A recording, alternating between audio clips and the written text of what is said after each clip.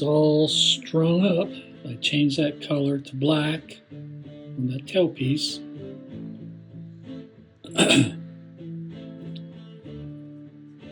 Here's my brand, Eagle Blues Custom Guitars. I've had that name since the 80s. So anyway, here she is. So my next step is go ahead and tune her up.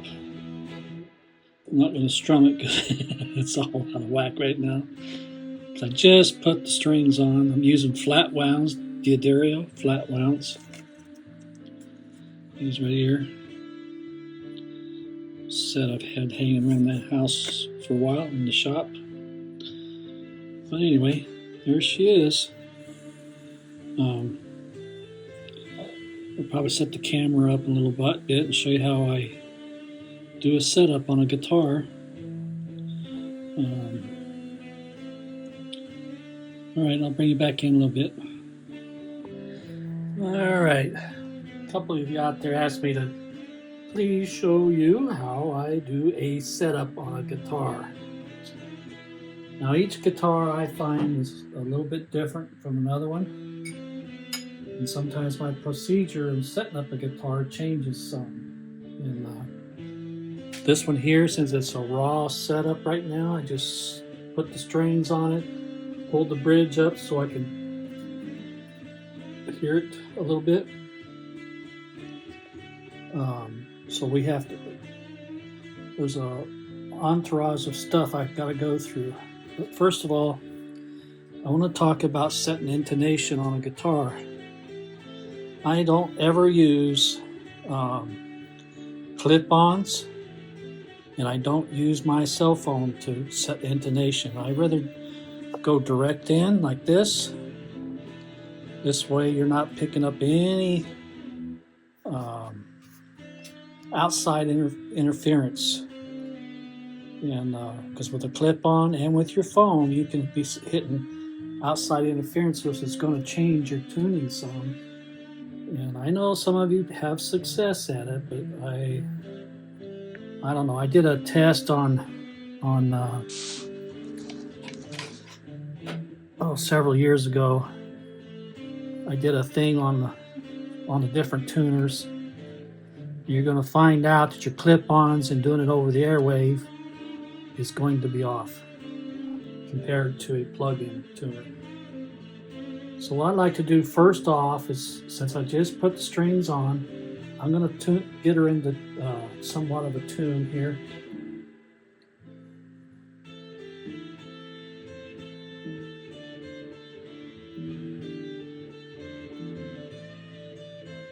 And why I like to do this, I like to get everything under tension so I can see where my neck is going to sit.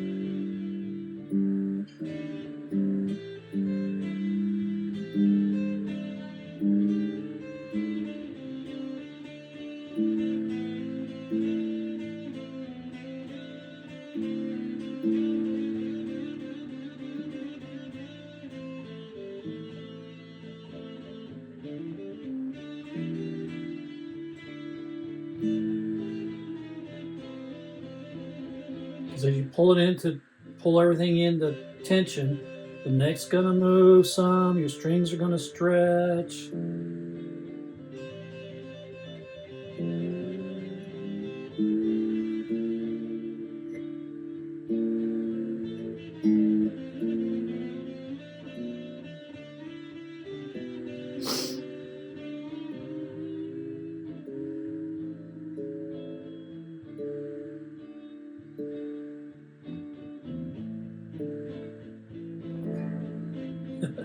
Boy, that one way down low.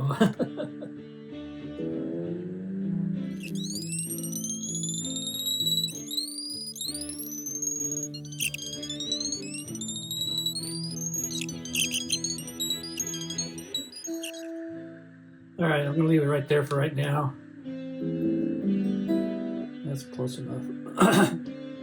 So what I'm gonna do now is I'm not gonna check intonation yet. I'm not gonna do any of that. first thing I like to do is I want to check to see where the neck is going. So I like to hold it on the 12th fret. Some recommend doing it on the 17th fret. And I'm going to do my favorite, 12th, and hold my first low E down on the first fret there. And I tap on it a little bit just to hear it. And right now, it's got perfect relief in it, the way I like it. And it's almost flat. It's probably about 20-pound bond sheet of paper thickness between the 5th fret and your string there. Now, another thing I'm going to bring up is I don't use gauges. I never have used gauges. Everything I do is by sight and feel. And like I said, each guitar is its own individual thing and entity. And I don't like to say use this formula for all guitars because it doesn't always work. Now I know that from experience. And here's my hackery tool that I use, a quarter. You take a quarter, always keep it, like especially if you're going out guitar shopping, keep a quarter in your pocket and slide it underneath the 12th fret there and check to see what kind of spacing you have. And so I can already tell this is up too high. So that means my bridge has got to come down.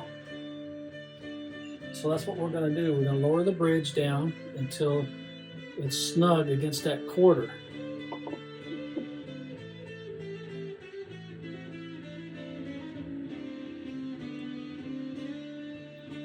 Oops, what's wrong with it?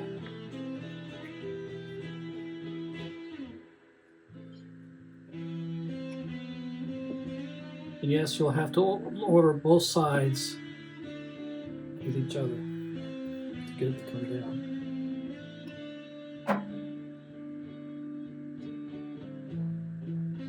Still not quite there.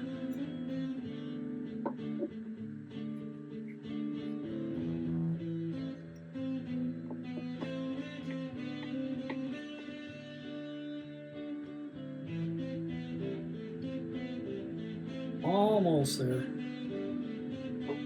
Now, what you know what's happened after this? Yep, I have to retune it. So I'm loosening up on the strings as I go here.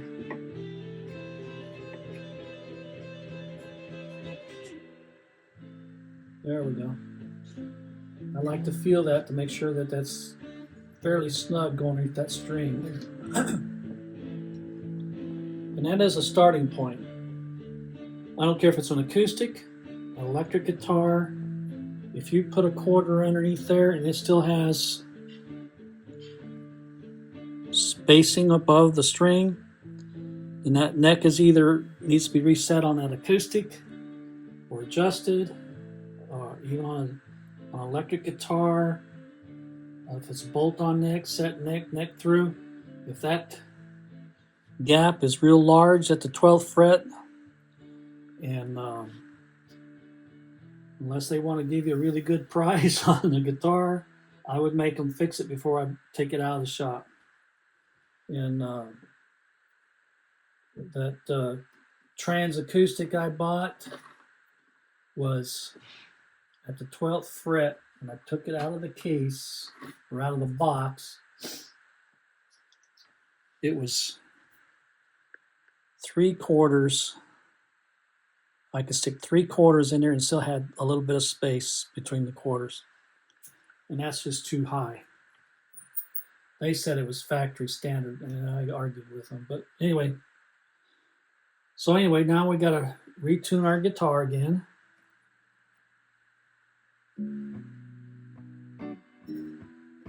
Because when you lower your bridge, it lowers your pitch on your strings. There we go. Alrighty, so now we'll check that again, just to see if our neck moved on us.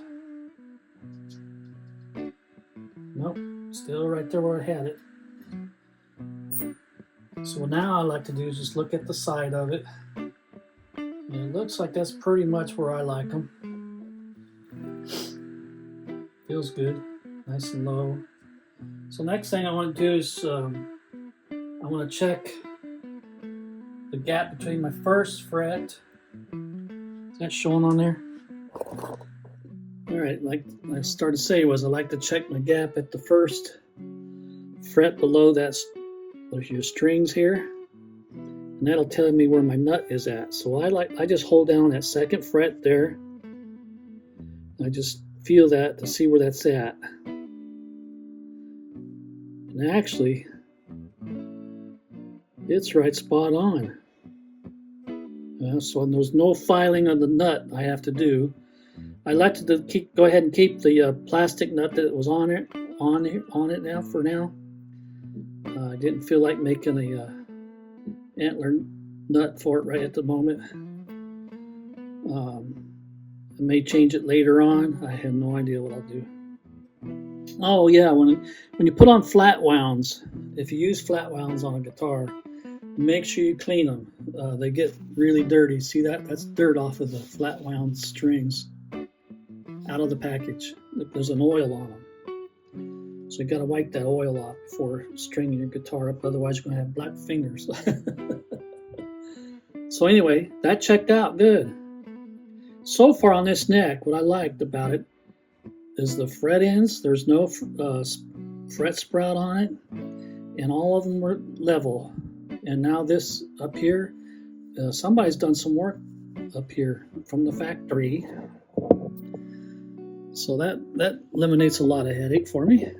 Not that it's a headache, but you know what I mean. Things I don't have to do, I'm for that. So now we're going to set the intonation. Now I elected to put the bridge on with the Justin screws pointing towards the peg head. And I like doing that because a lot of times the breakdown, when you're coming down on your stop piece here, sometimes like on the Les Paul style, it pulls strings down a lot, and it'll hit this break will hit those strings and makes it very difficult to adjust your intonation. So how do I set intonation? Well, start by turning on my tuner, bring it up to pitch.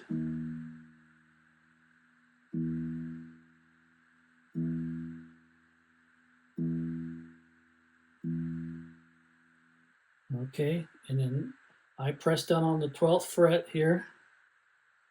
And I can see that's way off. So my needle is flat, so I want it to go sharp. So I want to pull that saddle towards the peg head.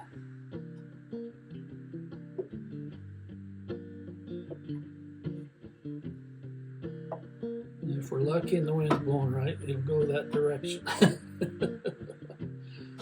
Now, if for some reason you bottom out, you'd have no more adjustment. You can loosen the string up and flip the saddle around, and that'll give you just a little bit more. So let's try that again, see where we're at here.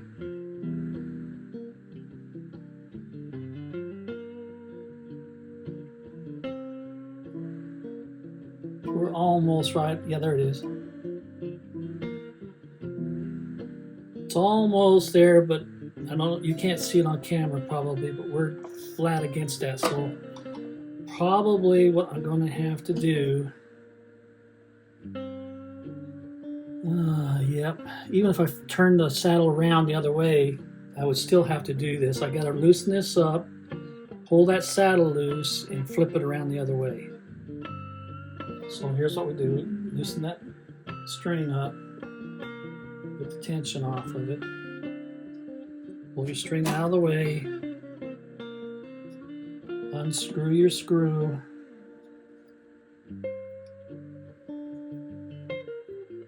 my blind eyes could see would be all right. There we go.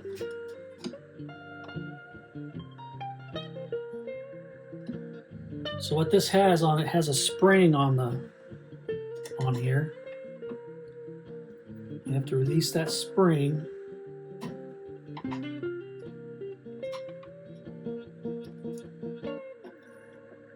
This is why I was wanting to change this bridge out. I may just go ahead and do that. I may order one next week. Okay, see, I got that little spring out of there. I was eating up too much of my camera time. I had to turn it off for a while. I'm gonna leave this off a little bit until we kind of get things set here. But that gave me plenty of room here on that saddle to set that intonation on that low E string. So we'll check them all on the rest of them. I have a sneaky hunch these first three I'm going to have to flip them to get it right, and we may have to do the next three and flip them around to get it right. So anyway, if that happens and starts showing signs of that, then I'll shut the camera off because I don't want to eat up my camera time on my phone here.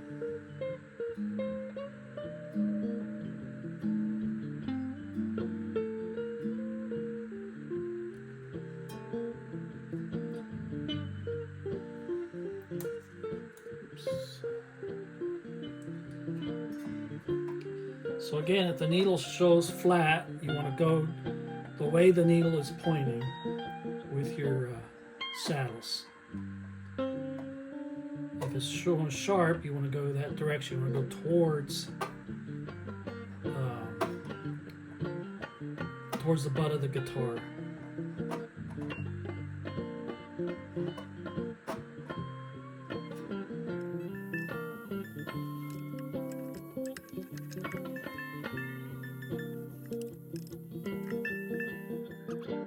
On. All right, so I'll continue doing what I'm doing right now. I'm not going to take you through all the other four, but you get the gist of it all, and it'll be intonated, and then right after I get it intonated, we'll plug her in and see what she sounds like. Alrighty, I'll talk to you in a little while. Alright, here she is. I named this guitar Susie Q. I just thought it fit it. So anyway, it's all intonated. I gave it a test drive and it sounds really, really good. I was really happy with the sound of this thing. I'm not going to do a video of a sound demo of it yet. I'm going to do that probably sometime tomorrow or the next day. I got a couple more tweaks I want to do to this. I will have to file the nut just a little bit because it's a little high on these first three right here. So I need to bring them down just a little bit. And I mean, just a little. But other than that, and I have to put my spring back on that I took off. I have to put that back on. And but it sounded off really, really nice. I'm really pleased that I went with the Wilkerson M series pickups. So what I'm going to do is give you a rundown. I put in Grover tuners, which I had on hand. I bought those off of the marketplace, I don't know, 3-4 years ago, maybe even 5 years ago. And then I gave $40 for them. I put flat wound strings on it. If you've been following the videos, I extended the heel down to the end of the body there. We did paint it green, and then I didn't like the green, and the green just wasn't working out, so I just took it as the guitar saying it didn't want to be green, so we turned it into this ivory guitar now, and I like it a lot better. I gotta go through it and wipe all my fingerprints off of it and stuff, but so what else did I do? It's got 500K pots with 033 orange drop caps in it. The Wilkerson M series Amico 5 pickups in it, not ceramic. These are the Amico.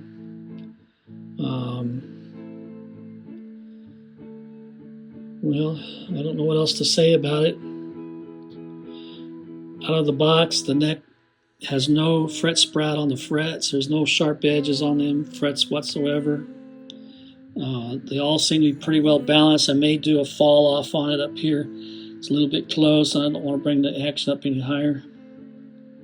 And so I may do a fall off from the 12th fret up here. Just lower them frets down just a little bit so they won't buzz.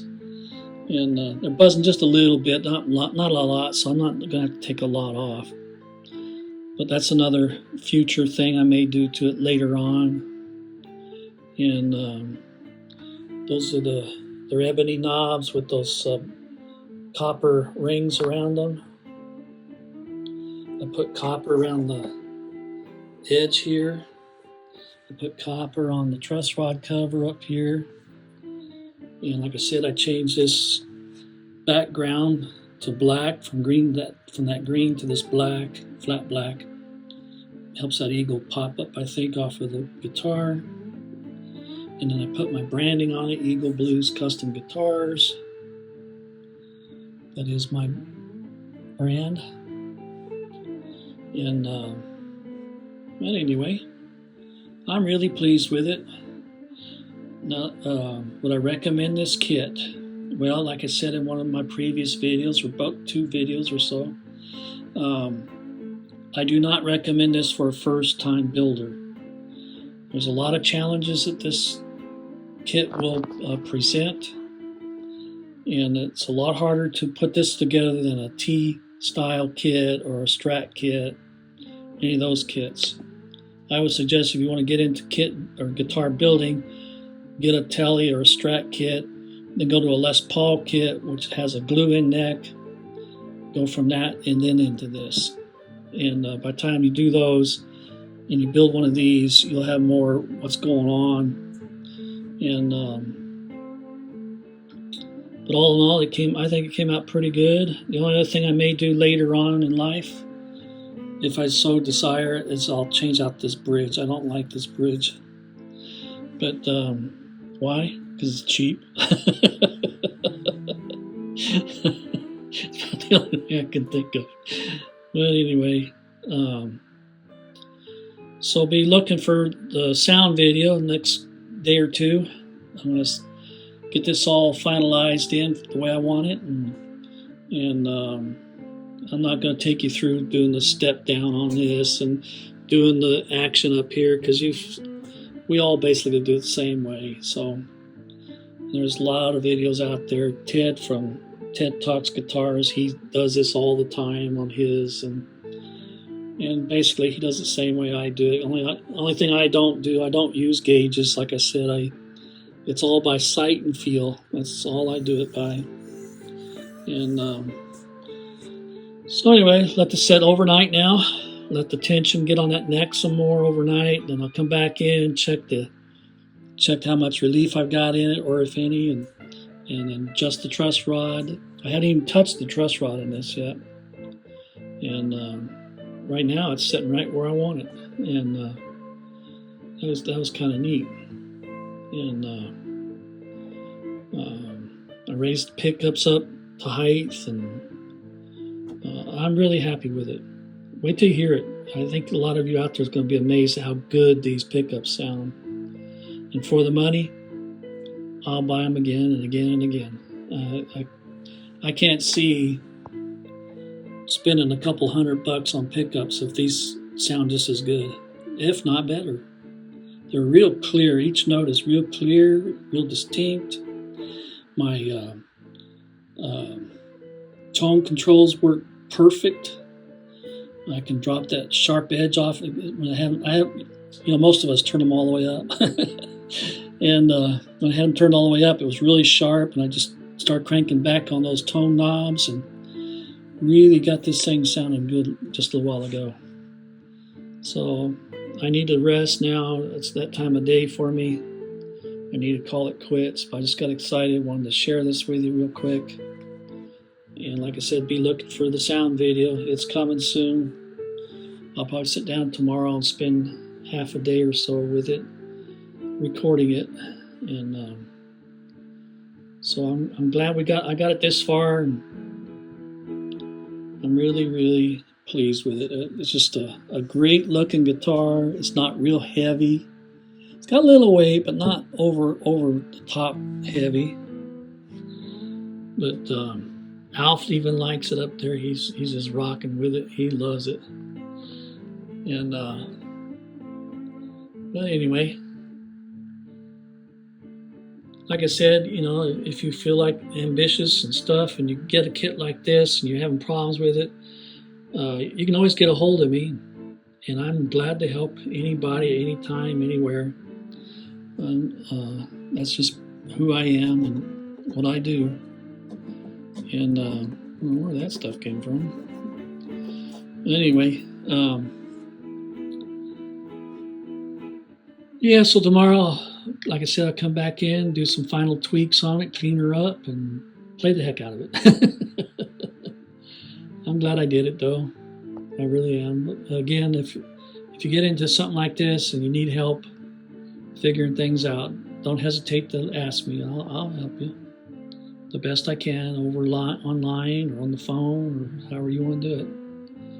And anyway, this is Stealth Guitar via Eagle Blues, or AKA Eagle Blues. And we'll be talking at you.